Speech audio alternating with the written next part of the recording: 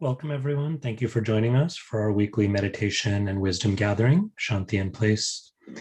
We're so grateful to you for sharing this time, for making this time to gather together, but also we want to appreciate and congratulate everyone for carving out this time. I know it's not easy, but carving out this time for ourselves to engage in that self-care, to hit the pause button, to take that breath, however we want to put it, but making that time to cultivate that peace, that calm, that quiet within.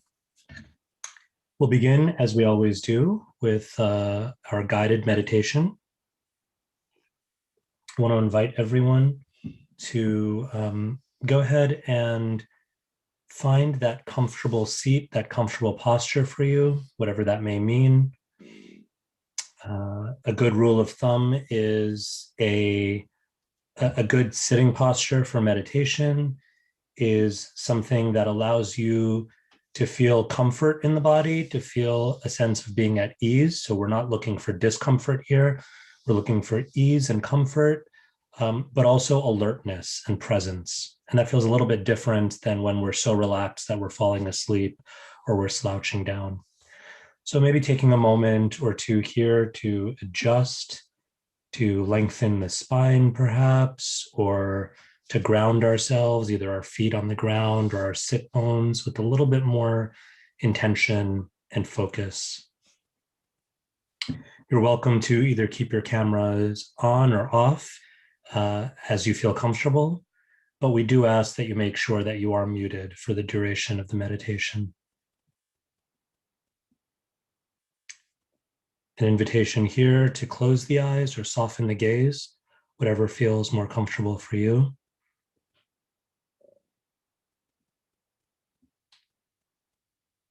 Settling into that seat with eyes closed or with gaze softened. Reconnecting with the breath.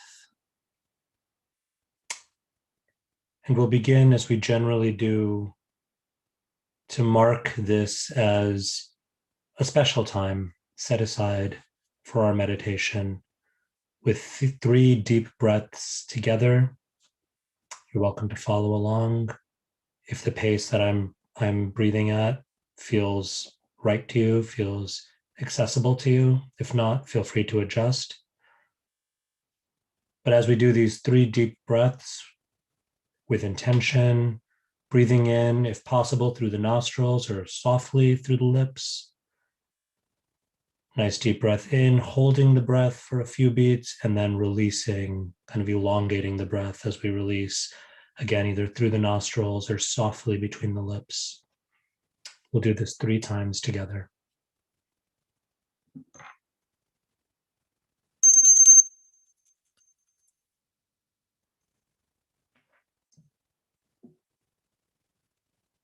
Breathing in.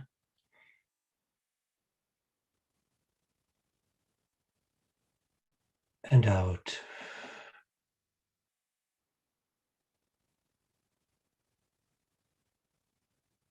Second breath in.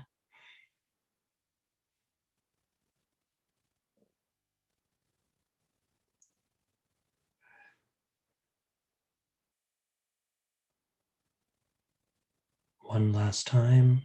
In.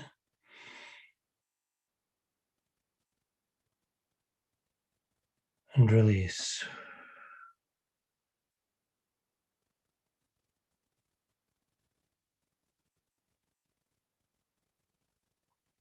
Allowing the breath to find its own pace, its natural flow.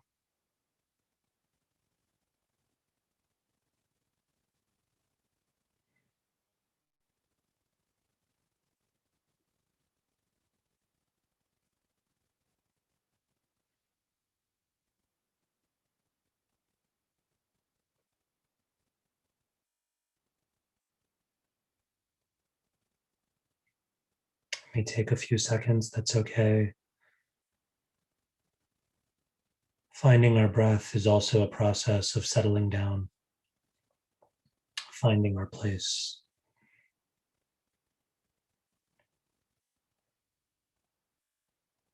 When we're breathing comfortably, we are comfortable.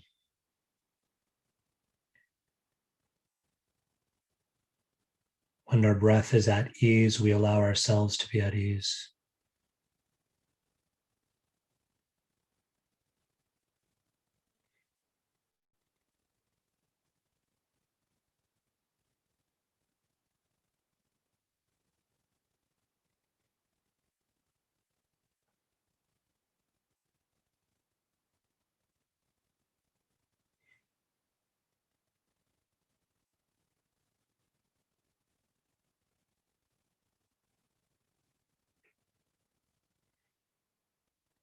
Perhaps it's helpful to make the breath audible.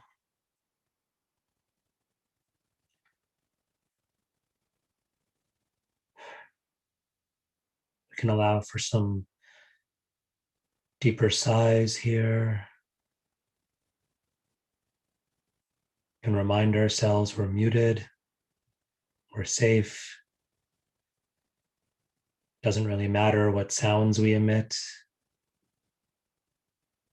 We can just allow the breath to do its thing.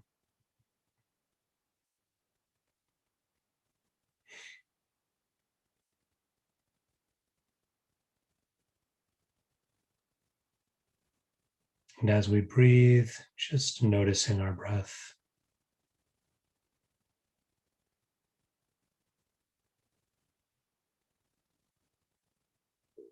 We can think about this, noticing like a tuning in. We're breathing all the time, but we don't always tune into that breath. We don't always allow our awareness to rest on that breath.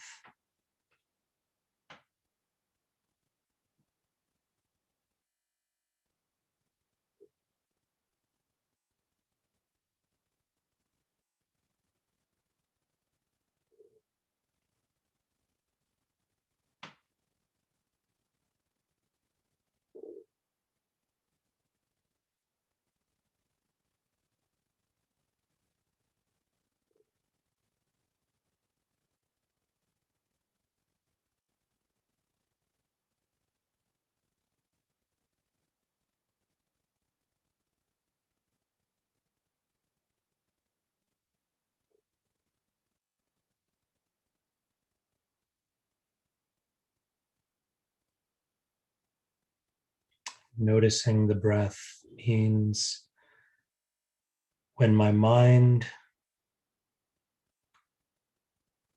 finds itself wandering,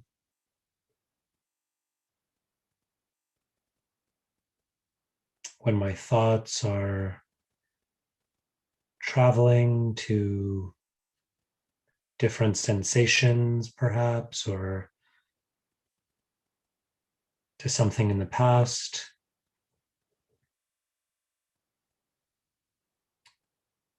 to something looming ahead in the future,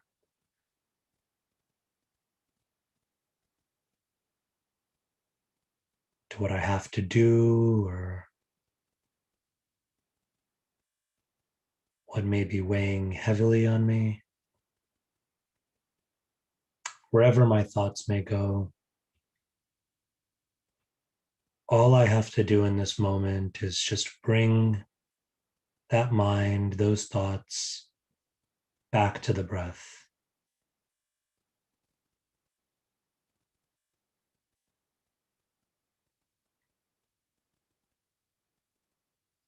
I can recognize where my thoughts want to go, or perhaps where they've already gone.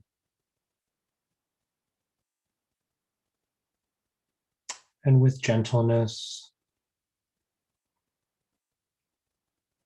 but perhaps also some firmness, I just bring them back to this moment.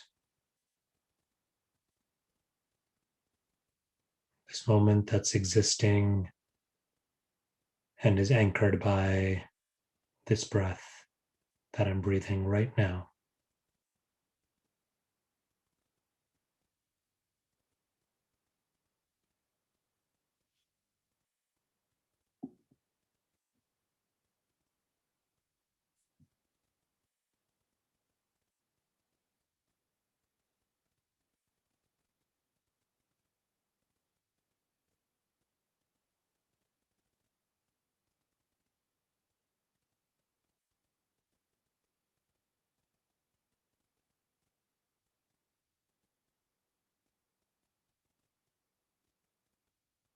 What does it feel like in this moment?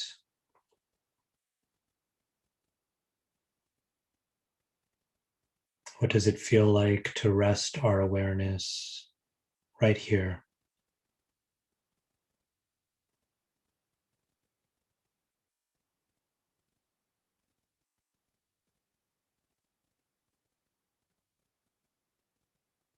And if we're feeling some calmness, some relief, we can lean into that.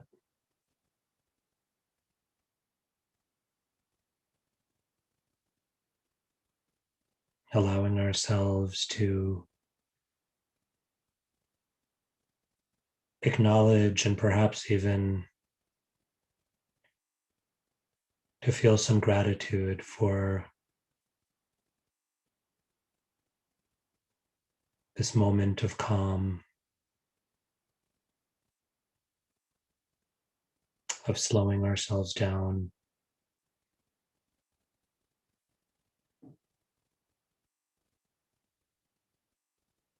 of reining our thoughts in.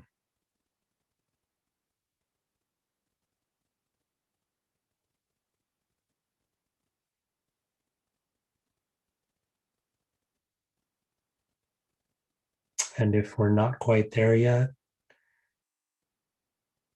and we're still struggling a little bit,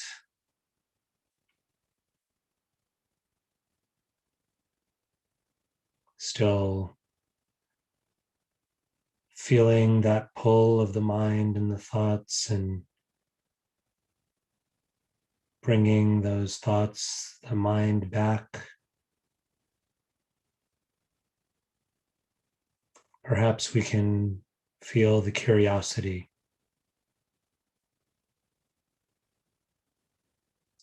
the openness of possibility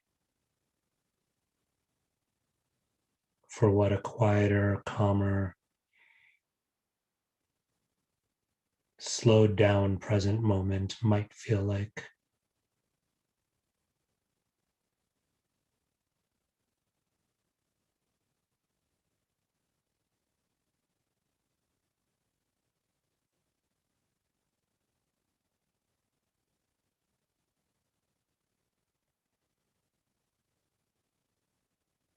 As we approach these final moments of our meditation together, reconnecting with this anchor of the breath, perhaps in a deeper way.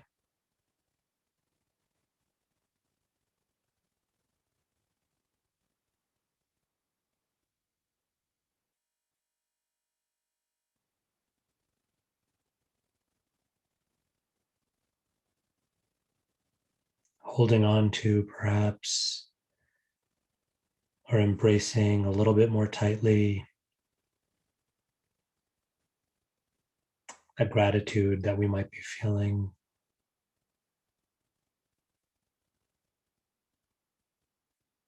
that appreciation for this priceless gift that we've been given and that we're giving ourselves and one another.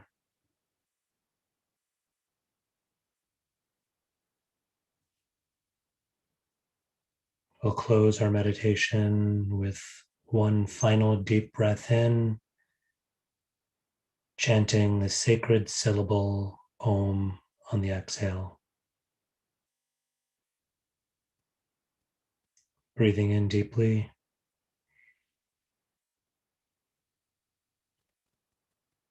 Om.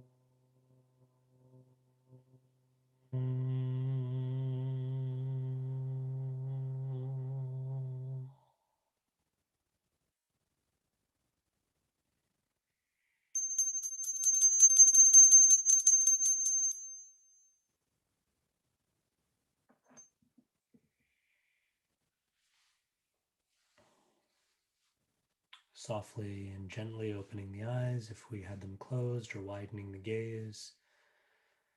You can do this by blinking or by perhaps warming the hands and opening our eyes into our palms.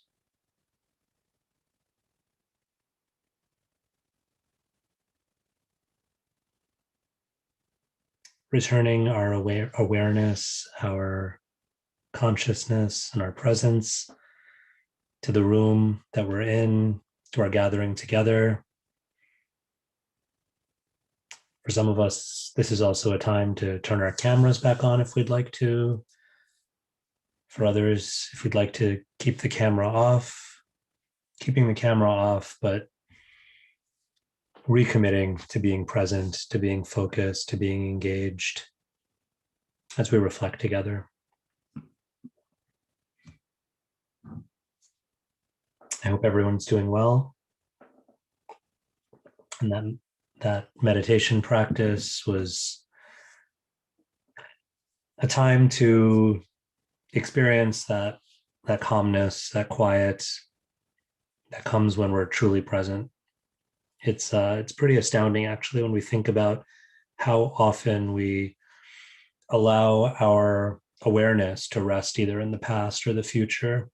Right? We all carry around, either physically, I'm looking over it on my desk, I've got a physical to-do list. So we carry around either physically or metaphorically our to-do lists.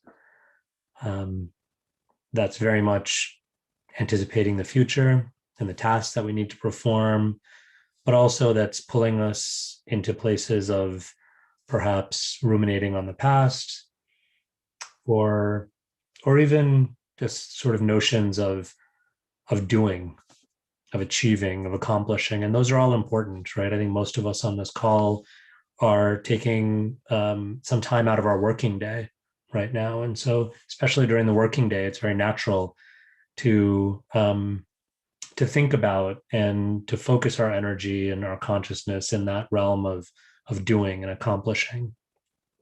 But something really special and precious happens when, with intention, not whimsically or not, in an escapist sort of way, which sometimes we can be tempted to do, but with intention and with purpose, we allow ourselves the precious gift of just a few minutes. It doesn't have to be very long. I think that was maybe 10 minutes, but just a few minutes to intentionally quiet things down, to intentionally draw in, to intentionally connect our awareness, this power of noticing that we often speak about, to connect that with something anchoring us to the present moment, like the breath, or for some of us, the sacred sound of a mantra. So with that in mind, I wanted to share a reflection. Today's reflection, I think, is a really interesting one.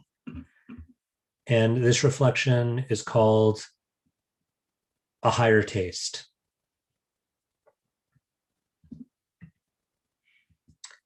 When we understand our spiritual practice as more of a feast than a fast, we are able to experience a higher taste that helps us to remain steady and content in all circumstances.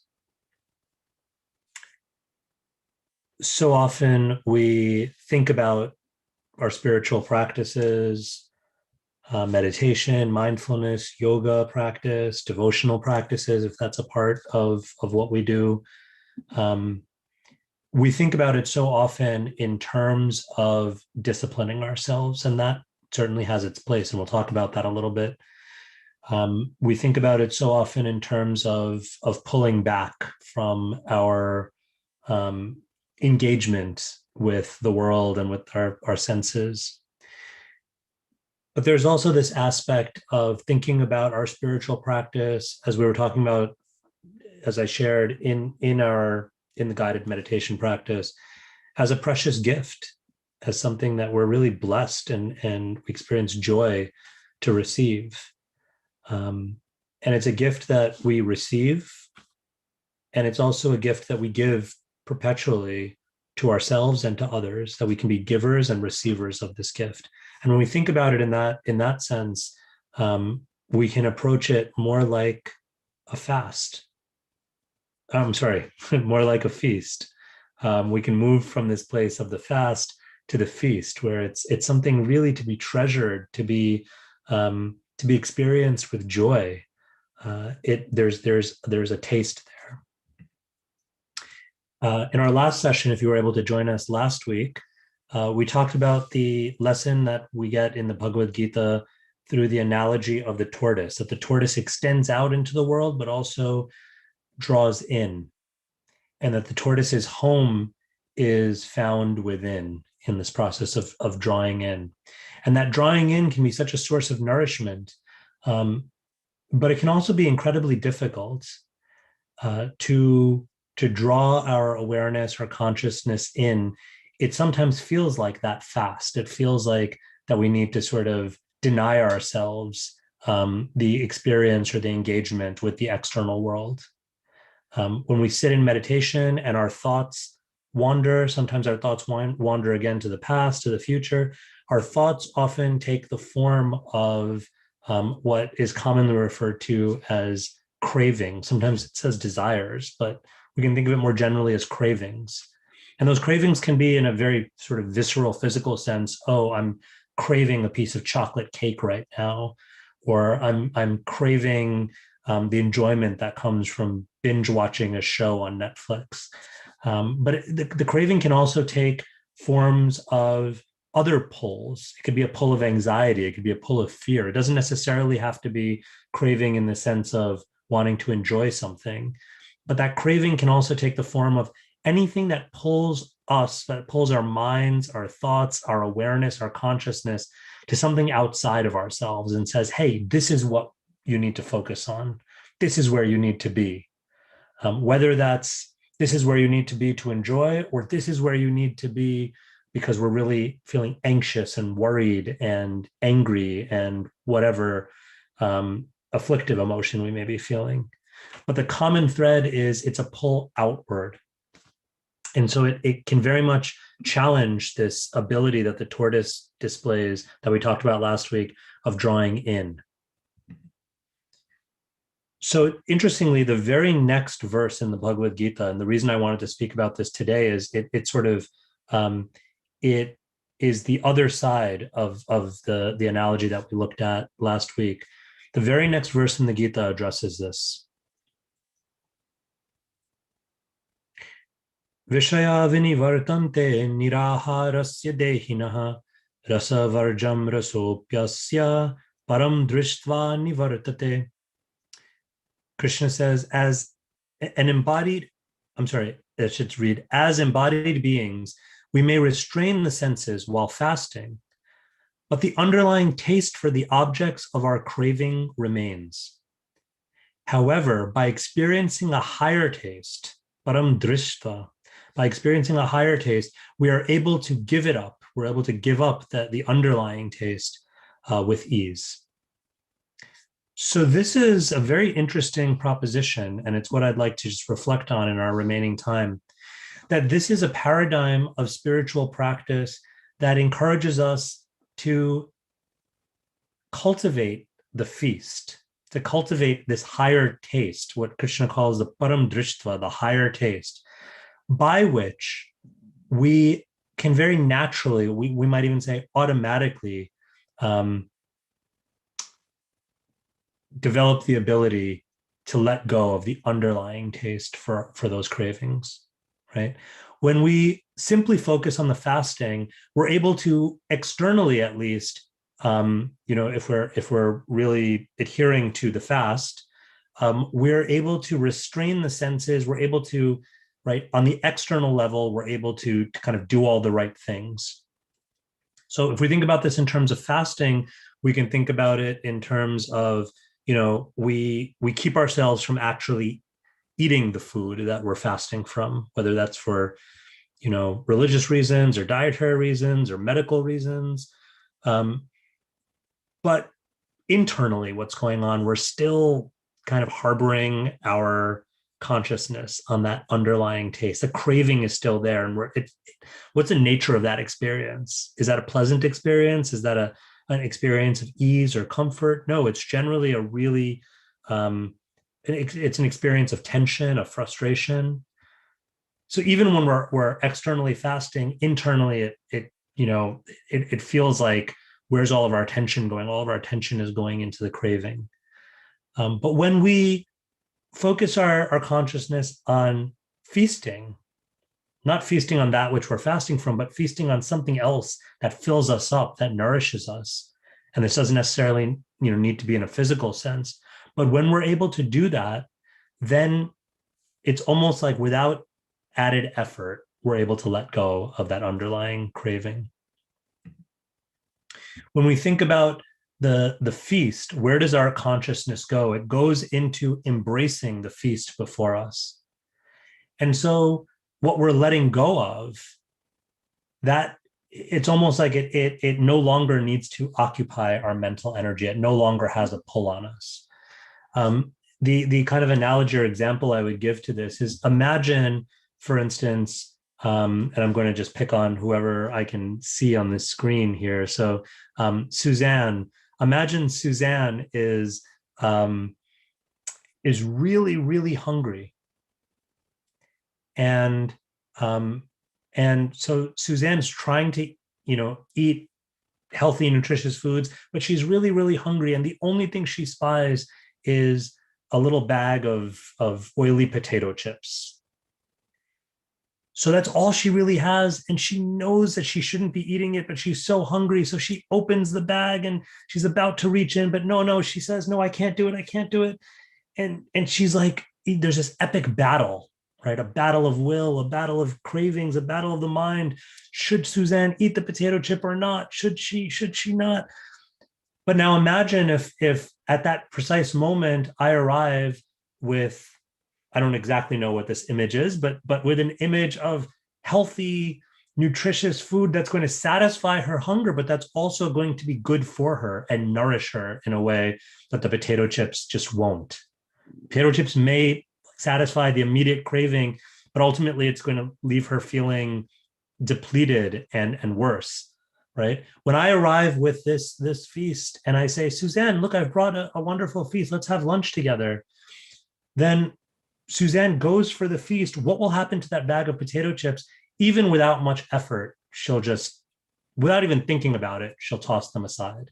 Not because she's putting all this effort into defeating the bag of potato chips, so to speak, but because now she can focus her consciousness, her awareness on what will truly nourish her. And so the bag of potato chips goes to the side.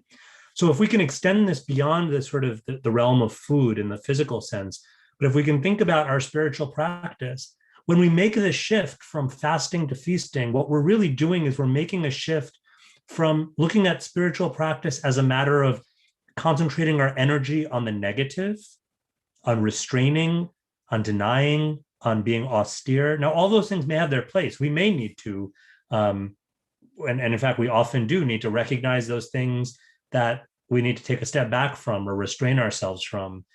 We may need to deny ourselves certain things or certain experiences that are counterproductive to our spiritual growth. So that's important to be there. But what happens when our approach is dominated by this idea of fasting is all of our energy practically goes into that negative space.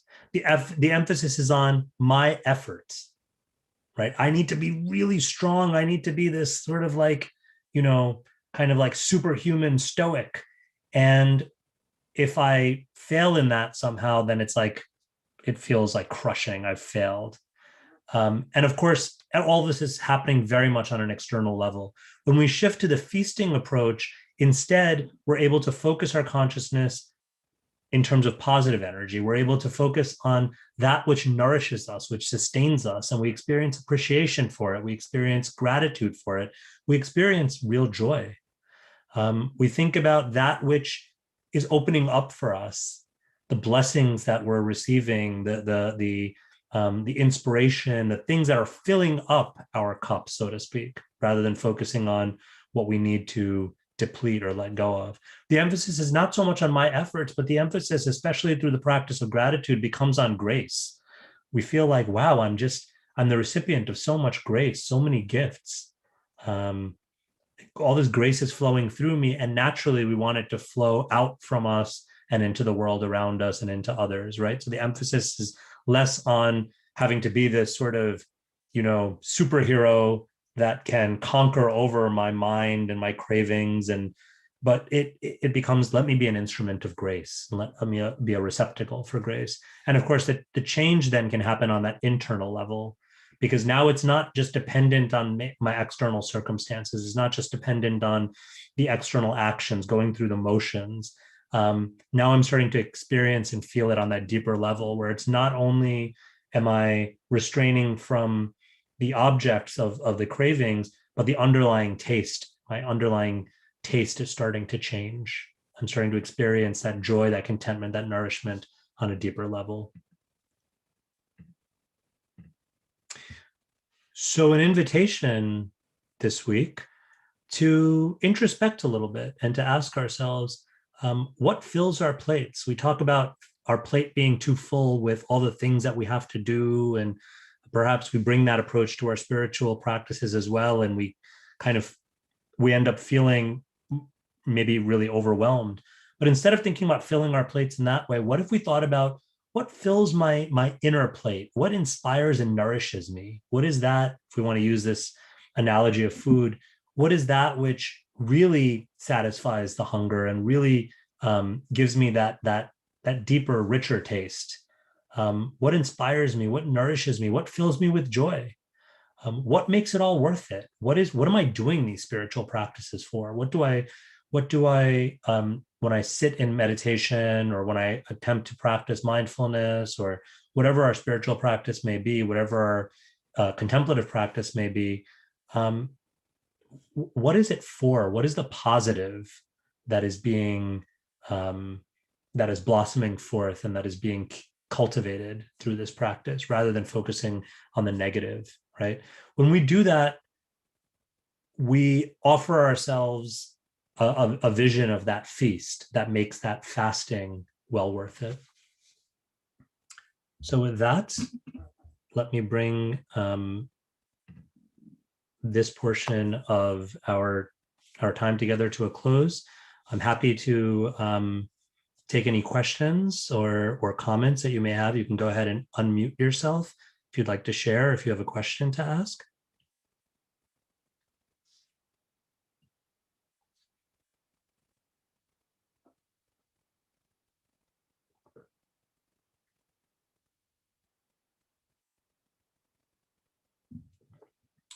And just a wonderful opportunity to again, just to reflect on like what fills you up, what gives you joy. And you don't have to answer now, but I want to invite you to just keep returning to that question. Allow yourself to be driven by that question. Yes, there's a place for the fasting as well, and we don't want to diminish that. Fasts are wonderful. They're necessary. And if we're all fast and no feast, our spiritual life falls out of balance, just as if we're all feast and no fast, our spiritual life falls out of balance. So for so many of us, we focus so much on the fasting part that this is a reminder to just introspect. What does that feast look like for you, for us? And how can we keep returning to it as an anchoring point? So with that, I want to wish you all a wonderful rest of your day and rest of your week ahead. Perhaps for some of us, part of our feasting is going out into the sunshine. And if you are joining us from this part of the country, we've got some beautiful, lovely days that feel very flower-bearing spring to me. So I'm looking forward to feasting in that sense. And if that's a part of what nourishes and fills you up, I encourage you to do that. And I hope that we can reconnect next week for Shanti in Place again. Thank you so much. Namaste.